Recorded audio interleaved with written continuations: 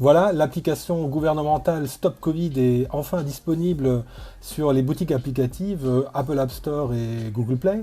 Beaucoup d'informations circulent à ce sujet et on va vous dire ce qui est vrai et ce qui est faux.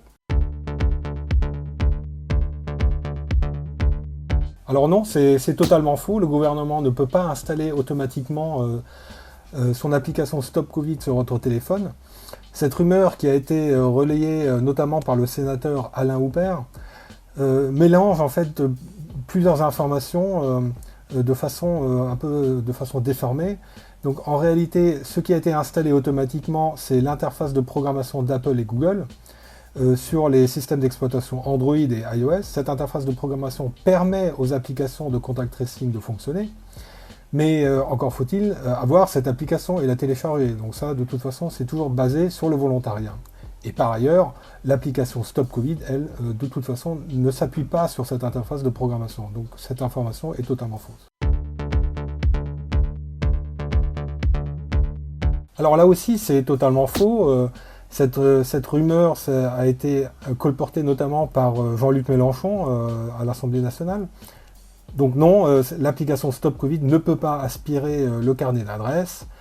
Les seuls droits d'accès dont dispose cette application, c'est l'accès à la caméra pour scanner des QR codes et l'utilisation du Bluetooth. Et c'est tout. Donc il y a impossible de siphonner le carnet d'adresses. Donc non, Stop Covid ne peut pas vous géolocaliser. Et d'ailleurs, c'est bien parce qu'on ne veut pas géolocaliser les utilisateurs qu'on utilise le Bluetooth.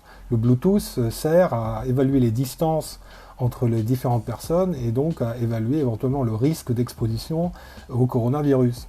Alors, ce qui est un petit peu mal fichu en fait dans Stop Covid, c'est que lors de l'installation, l'application va vous demander le droit d'accès à la localisation. Alors tout de suite, on peut penser que mais en fait l'application va me géolocaliser. En fait non, ce droit d'accès à la localisation est nécessaire pour accéder au Bluetooth. Voilà, c'est comme ça. Donc ça c'est vrai que là c'est un petit peu mal ficelé et certaines personnes pourraient croire qu'il y a une géolocalisation, mais en fait il n'y en a pas. Alors oui, l'application Stop Covid peut, comme toutes les applications de contact tracing, créer des faux positifs. Pourquoi? Parce que ces applications utilisent le Bluetooth et le Bluetooth n'est pas assez précis pour vraiment être certain qu'il s'agisse ou non d'un vrai positif. Alors par exemple, si je suis à moins d'un mètre d'une personne, et cela pendant 15 minutes, comme le stipule Stop Covid, mais que je suis séparé par une cloison, le Bluetooth va quand même passer et comptabiliser un cas positif, alors qu'en réalité, il n'y en a pas. Alors il y a aussi une autre manière pour créer des faux positifs, c'est ce que les experts appellent un peu le coup du chien.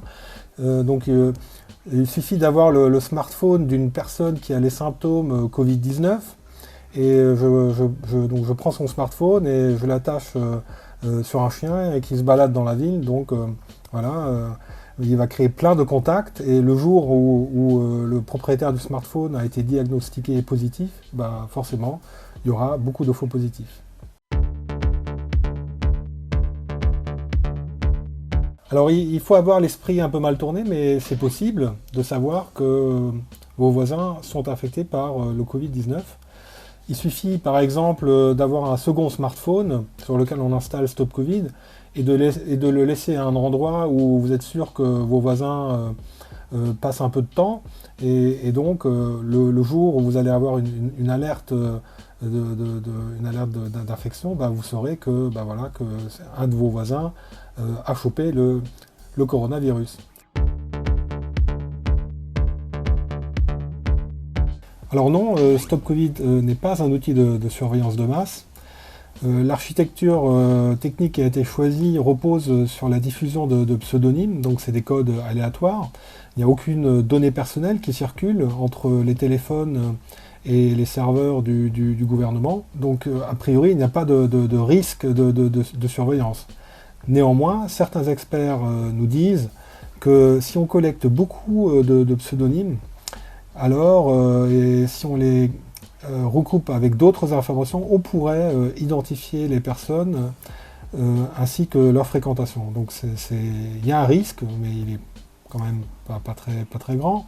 De toute manière, aucun système n'est parfait, et toutes les solutions de contact tracing qui ont été imaginées, Stop Covid comme d'autres, ont montré des failles. Donc des failles, il y en a.